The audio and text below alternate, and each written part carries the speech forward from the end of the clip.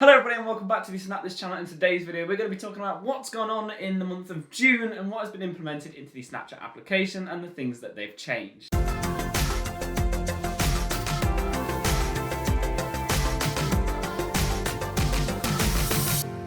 No, I can't do the British intro, I'm afraid.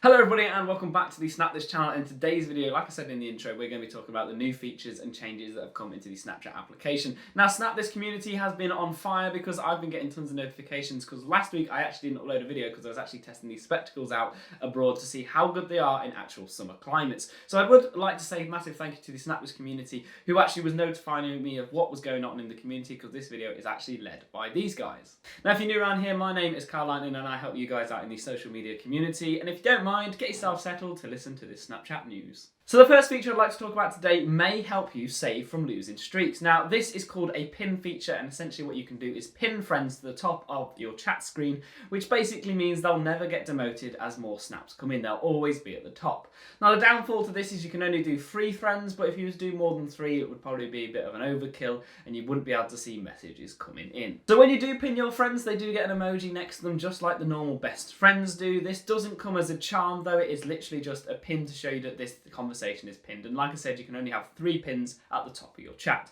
Another good part about pinning is it's not just friends that you can pin to the top there. If you have a specific group chat that you're using, you can pin that as well. But remember, in total, you can only have a total of 3 pinned objects, whether that be friends or group chats. Now, if you know your Snapchat well enough, you'll know that you can actually change these emojis in the additional settings of Snapchat. So if you don't want the thumbtack and you'd rather have a different emoji that suits it better, then you can choose from the wide range of emojis on your phone. Now, just remember, if you do change any of these, you've got to use your brain and remember what they actually mean. The pin's quite easy to remember, but the others, they're kind of difficult if you haven't used them in a while.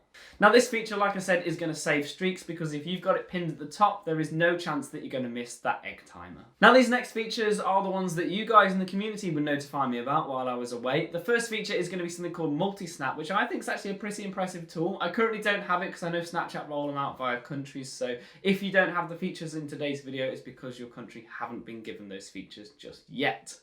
Now, I will credit the guys that did give me the information for this. So this first update was given to me by Amir, who actually runs a YouTube channel very similar to mine that's called Android Tech Time. So if you guys think I'm too Apple, go check his channel out because he does Snapchat tutorials on the Android application.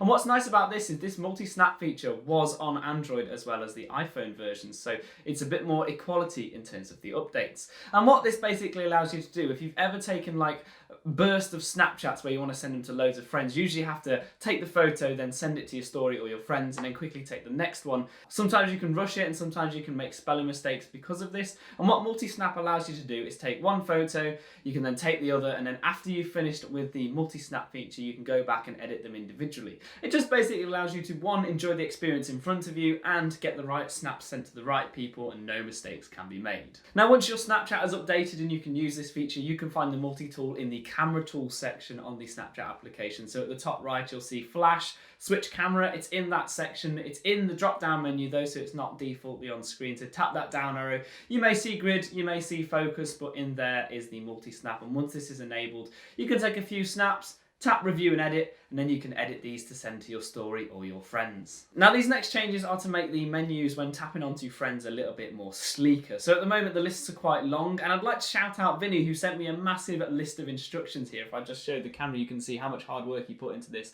And these are all the new changes inside these menus. So currently it looks a bit like this.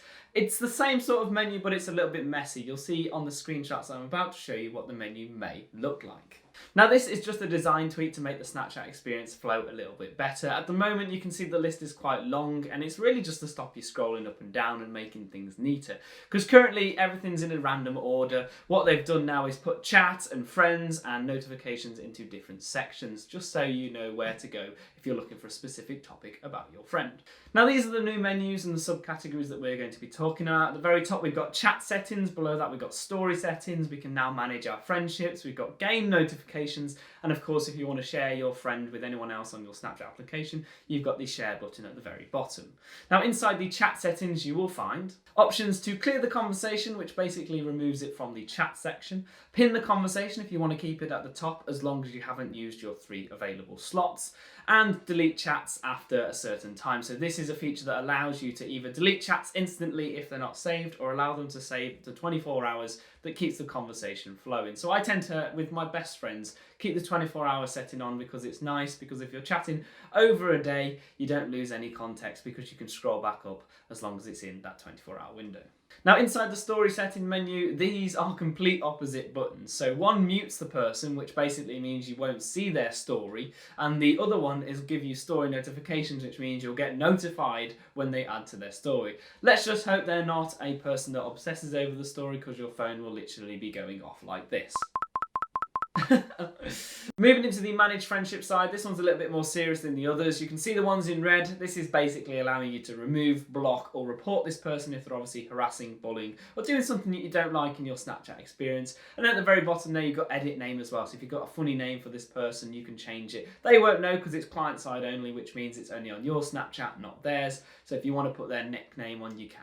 And the final option I'd like to talk about isn't a menu, but basically because of the new Snapchat games, you can get a ton of notification when one of your friends decides to boot one up. If you're not interested in this and you just want the red and the blue messages, then you can turn this notifications off to have any Snapchat games. But they are worth a try. If you've not tried them, give them a go, because the Snapchat games, one, are free and you don't have to download them. So those are now the new design tweaks inside the friend settings on your friends. These are all independent, so it only reacts for one person. It does not change it for all. Now this next one is just a design tweak in terms of snap replying. So whenever you open somebody's snap or somebody's story, you have the option to reply with a picture or a message. And if you look at the bottom, you can see there's a little camera icon and a chat. I have recently noticed it looks very close to Instagram. Here's a comparison to see the two.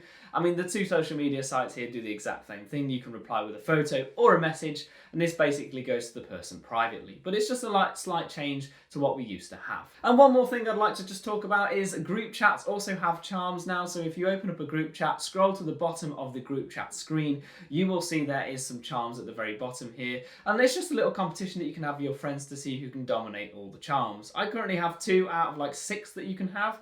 Obviously they are doing different tasks, and the more you use the group chat, the more chance you're going to own those charms. These change frequently though, so don't get settled on one charm because you can lose it very quickly. It's a nice addition to the group chat, so thank you Snapchat for putting that in.